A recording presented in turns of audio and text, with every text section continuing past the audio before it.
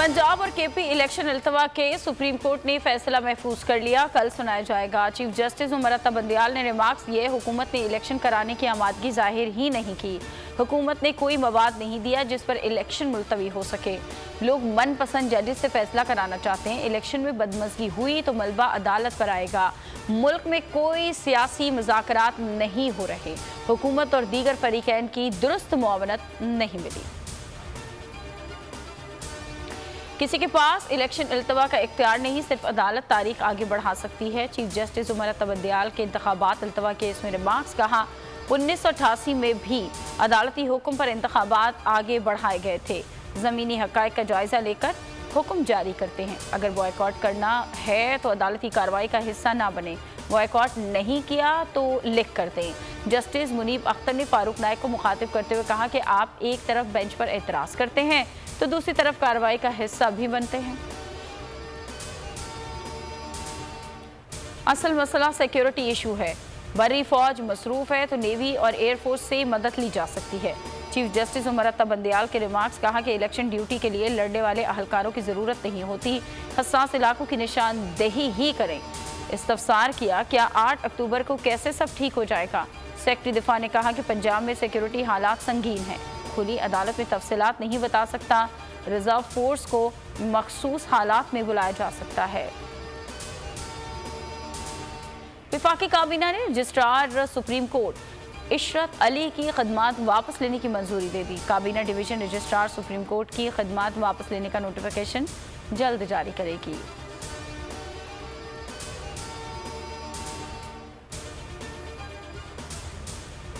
वज़ीर आज़म की डिटाई बरकरार, फैसले से पहले ही फैसला मानने से इनकार।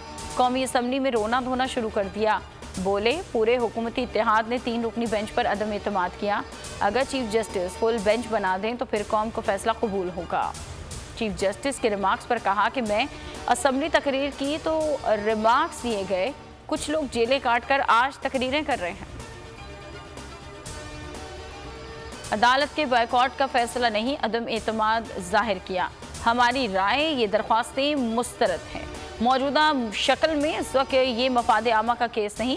आज़म नज़ीर तारड़ का कौमी असम्बली में इज़हार ख्याल, कहा कि सुप्रीम कोर्ट के फैसले पर कौम की नज़रें लगी हुई हैं। अक्सर जजेस ने असखुद नोटिस की कार्रवाई को गलत करार दिया।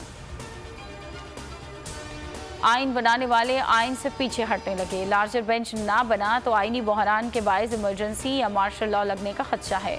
बिलावल भुट्टो जरदारी कौम को डराने लगे। लाड़काना में मीडिया से गुफ्तगू में बोले कि सीनियर जजेस की तरफ से अदलिया पर तनकीद की जा रही है। आपके अपने जजेस आपके किरदार के खिलाफ हैं।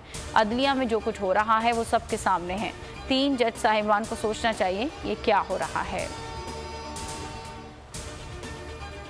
इस्लामाबाद वकला कन्वेंशन में आइन की बालादस्ती के लिए करारदाद मंजूर। वीडियो लिंक खिताब में एतजाज अहसन ने कहा कि अगर ये लोग आज चीफ जस्टिस उमर अता बंदियाल के पर काट रहे हैं तो समझे जस्टिस काजी फाइज ईसा के भी पर काटे जा रहे हैं। साबिक सदर Islamabad high court bar association Shoaib Shaheen का कहना था कि सियासी इंतकाम, लाकानूनियत और इंसानी हुकूक की पामाली अपने उरूज पर है। General secretary Islamabad high court bar Rizwan Shabbir Kiani ने कहा कि वकला सुप्रीम कोर्ट के साथ खड़े हैं। साबिक एडवोकेट जनरल पंजाब अहमद अवैस बोले, पाकिस्तान का आइन और अदलिया हमारी रेड लाइन है। सुप्रीम कोर्ट ऑफ पाकिस्तान के जज जस्टिस काजी फाइज ईसा का रजिस्ट्रार सुप्रीम कोर्ट को खत, फौरी तौर पर ओहदे से दस्तबरदार होने का मुतालबा। लिखा, रजिस्ट्रार के पास जुडिशल ऑर्डर कलदम करार देने का कोई इख्तियार नहीं। चीफ जस्टिस भी जुडिशल ऑर्डर के खिलाफ कोई इंतजामी ऑर्डर जारी नहीं कर सकते। रजिस्ट्रार का 31 मार्च का सर्कुलर सुप्रीम कोर्ट के 3 रुकनी बेंच के फैसले की खिलाफ वर्जी है।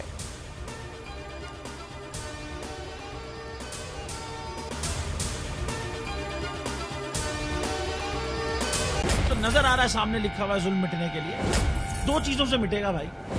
एक, अदल की कुर्सी पे जो लोग बैठते हैं ना वो अदल के हिसाब से फैसले करने लगे। दूसरा, कौम निकल खड़ेगी उस जुल्म के खिलाफ तो जुल्म खत्म हो जाएगा। या इन दोनों में से कोई एक चीज हो जाए या दोनों हो जाए।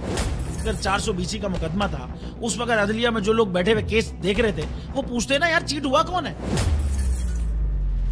जब उनको दिखता कोई चीट नहीं हुआ केस खत्म कर देते। तो जालिम जुल्म कर ही नहीं पाता। 9 जजेस ने नोट बिफोर किया मेरे केस को यार, 1.5 साल चला। शख्सी जमानत का केस, सेम केस इस्लामाबाद में कर दिया। एक ही इल्जाम पे 2 केस हो नहीं सकते भाई। मतलब 60 दिन का वक्त होता है, 102 दिन के बाद मैं जीत गया, केस बरी हो गया, 102 दिन के बाद अपील फाइल की, एक्सेप्ट कर ली। नहीं करते ना एक्सेप्ट, खत्म हो जाता ना जुल्म यार।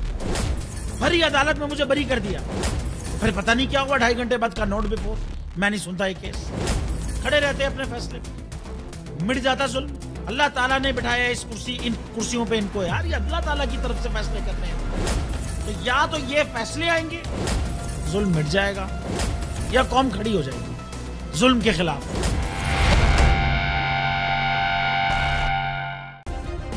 सब्सक्राइब करें और बेल दबाएं ताकि कोई खबर रह न जाए।